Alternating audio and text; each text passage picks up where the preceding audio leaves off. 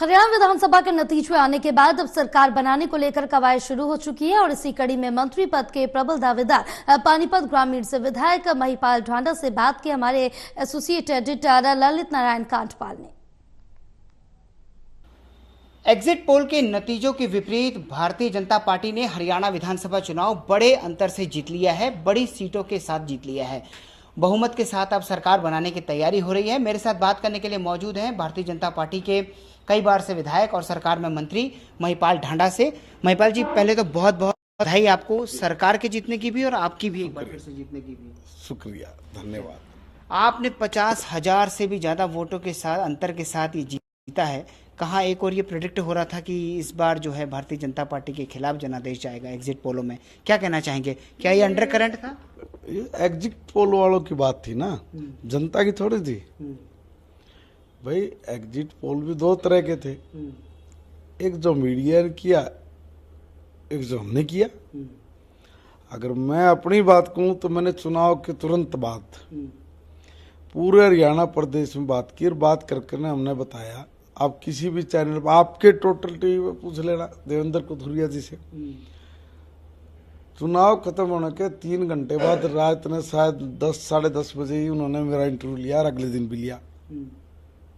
मैंने साफ तौर पर उनको कहा कि मैं पूरे हरियाणा भर में मैंने सारे नेताओं से बात की है जो मेरे अपने संबंध संपर्क के हैं और पूरे प्रदेश में, क्योंकि मैं 2 बार ही अध्यक्ष रहा हूँ।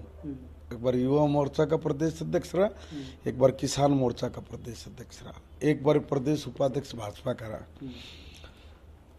मेरा जो तंत्र लोगों से बातचीत मैंने की तो उसमें मैंने ये पाया, एक सीट का आकलन करके कि हम लोग 49 सीट जीत रहे हैं।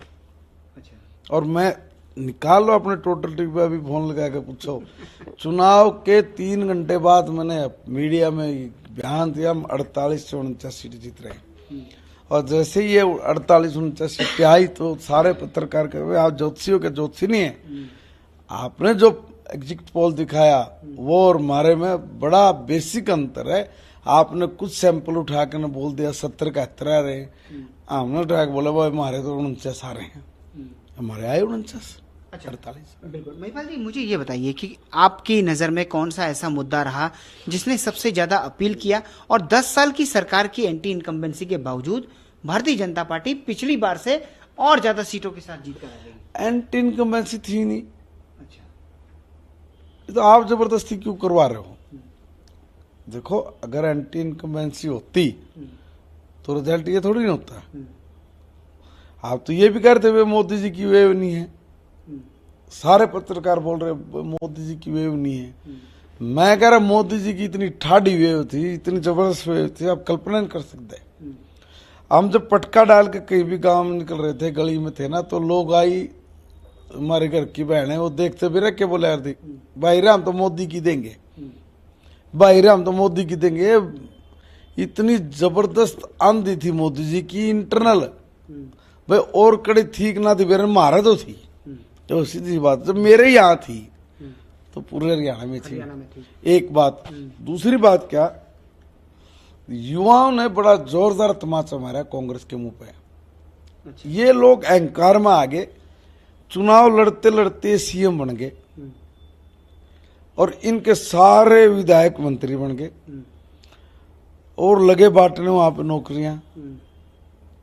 और वो नौकरी बांटते बांटते लोगों को समझ में आएगी कि भाई मर जाएंगे हम तो। मान लीजिए मैं गरीब का बेटा हूं, मैं तो पढ़ रहा हूं, मैं तो पढ़ाई पास है, और मेरे दिमाग में ये बात है कि ये तो अगर कांग्रेस वाले आगे ये तो अपने लोगों को लगाएंगे, तो कह रहे रुक के मार मार कर ना भाई हमारी तो सरकार बन दे, हम तो अपने आदमियों को नौकरी लगाएंगे। तो वो अपने आदमियों को नौकरी लगाएंगे तो ये बेचारा गरीब कड़जा होगा, कहाँ जाएगा? ये तो उसने तय कर लिया। यानी जो बिना खर्ची बिना पर्ची के आपने नौकरी दी उसने बड़ा असर किया।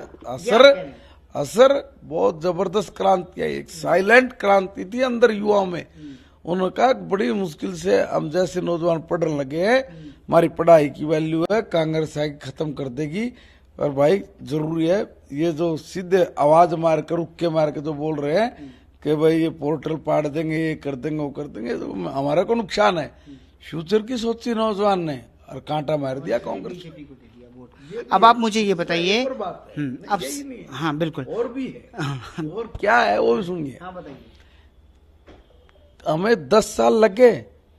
जो दूसरा एक और मेजर काम बढ़ा वो था मूलभूत सुविधाओं का, जिससे आप लोग सदा इग्नोर कर देते हो, और उसकी जगह आप बड़ी बड़ी बातें करोगे कि भाई बेरोजगारी का क्या रहा, इंडस्ट्री आई कि नहीं आई, फलाना आया कि नहीं आया।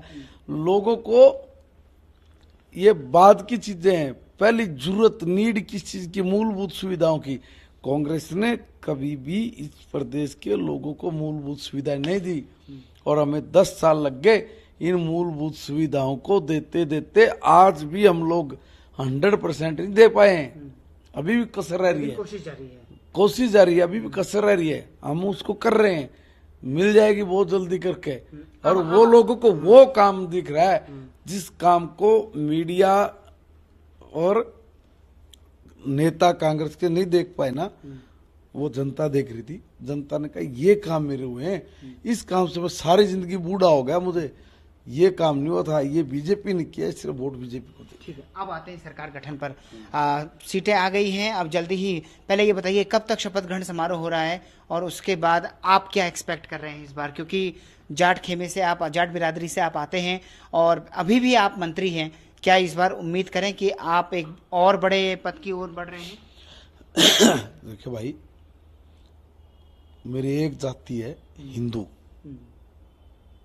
ठीक है ना, मैं प्राउड है, मुझे, मैं हिंदू हूँ, राष्ट्रीय स्वयंसेवक संघ का स्वयंसेवक हूँ, और इसलिए मेरी जाति हिंदू है।